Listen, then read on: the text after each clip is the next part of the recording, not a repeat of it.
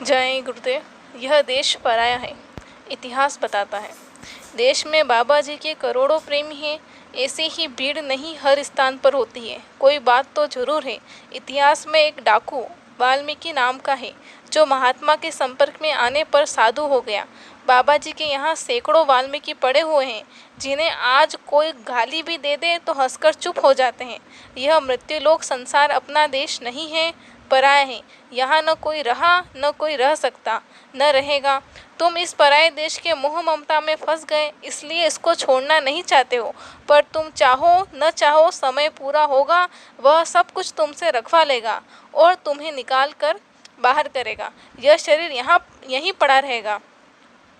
भाग्य से अवसर मिला है तो अपनी जीवात्मा के लिए कुछ कर लो। सत्संग वचनों को ध्यान से सुनो और गुनो। रास्ता मिल जाए तो भजन में लग जाओ। उस प्रभु से दया की भीख मांगो, उसी को कहते हैं भक्ति। भक्ति कोई गाना बजाना नहीं, कोई छापा तिलक नहीं, कोई नीला पीला लाल कपड़ा नहीं, दाढ़ी बाल नहीं। भक्ति तो वो है जो तुम्हारे कर्मों के पर्दे में छुप गई है। कर्मों के बादल फटेंगे तो उसको तुम पकड़ लोगे। उसमें प्रकाश है, उसमें आनंद है, उसमें ठंडक है। उल्टा कुआं गगन में, इसको कोई बिरला पक्षी पीता है। अपनी साधना के लिए सब सामान तैयार करो। काम, क्रोध, लोभ, मोह, अहंकार को दूर करो। इसकी जगह शील, क्षमा, संतोष, विरह, विवेक को खड़ा करो।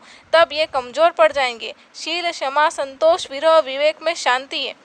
फिर साधन में बैठो तो अंदर से जोर लगता है, तब ये पर्दे हटते हैं। सारी जीवात्मा इसी धार पर टिकी हुई है। यह सिमट जाए तो सब कुछ सिमट जाएगा। यह इतनी तेजस्वी धार है। जब हम साधना करते हैं और इस धार से जुड़ते हैं, तब हमें ये पता लगता है कि हमने जो जो कर्म किए वो कैसे सूक्ष्म कर्म बने, संचित कर्म बने, प्रारब्ध कर्म बने। इसलिए तो कृष्ण ने कहा कि अर्जुन, कर्मों का इतना गहन विषय है कि उसे कोई समझ नहीं सकता। जब साधक गुरु भक्ति करता है और साधना में चलता है, तब उसे कर्मों की गहन गति समझ में आती है, गुरु भक्ति के बिना नहीं। इसलिए कहा है कि नित गुरु भक्ति कमाए। यह असली चीज़ है। इसे तुम लोग नहीं समझ पाते हो कि गुरु भक्ति किसको कहते हैं। इसलिए कहा जाता है कि सत्संग के एक एक वचनों को बड़ी बारीकी से सुनो और बारीकी से गुनो और पकड़ लो।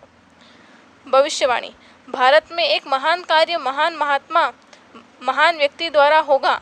उसके बनाए नियमों का जनता पूर्ण पालन करेगी। भारत की जनता उसके सिद्धांतों को मानने में बाध्य हो जाएगी। जनता शासनकर्ता से इतनी दुखी हो जाएगी, वह तड़प पड़ेगी कि जनता दुख की आग बुझाने के लिए उसी महापुरुष व्यक्ति की खोज में व्यग्र होकर दौड़ेगी। शांति उसी पुरुष के निकट में मिलेगी, जो वह पुरुष कहेगा उसी को मानेगी। बाबा जय गुरुदेव। जय गुरुदेव।